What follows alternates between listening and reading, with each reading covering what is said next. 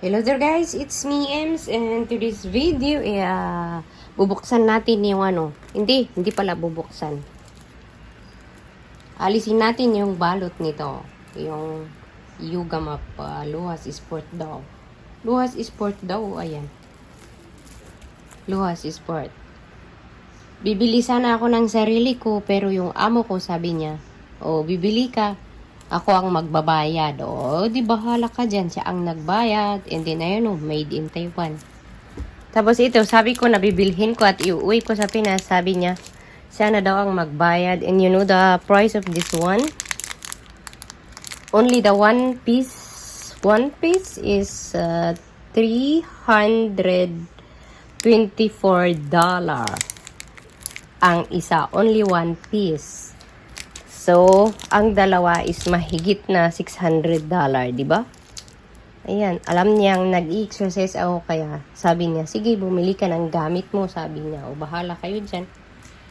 Kasi hindi ko alam kung darating yung kapatid niyang lalaki, aalis siya dito, pupunta siya sa bahay niya sa Taipei. Kaya ang maiiwan is yung kapatid niyang lalaki na medyo stricto daw.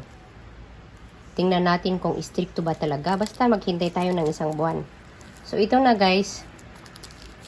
Alisin natin yung plastic nito kasi gagamitin ko. Sabi niya na habang nagtutupi si ama ng damit, you can do your exercise also. Sabi niya gano'n. Ayan. So, ayan no. Imbis na violet yung bilhin ko, bumili na lang ako ng blue. Diba? Lahat to, pati itong mga bagong matris na to, kumot, unan. Siya lahat bumili niyan. Pumunta kami dalawa sa bilihan ng mga kotso at mga unan. Siya yung bumili. Ayan. Okay. Ayan. Okay na to manipis nga lang. Yung ginagamit ko doon sa dati kong amo is makapal. But this one is thin. Pero okay lang. Para may magamit ako. Kasi kapag mag-exercise ako dito daw, naririnig sa ibaba yung tunog. Kaya sabi niya, need ko daw to. Diba? So may may pang na ako. Panglatag na ako at pwede din dyan matulog.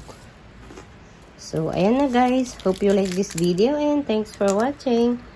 Please don't forget to like, comment, and subscribe and hit the bell icon to notify you for more videos. Makakapag-exercise na din ako. Tuloy-tuloy. Okay, bye! See you guys. Babush!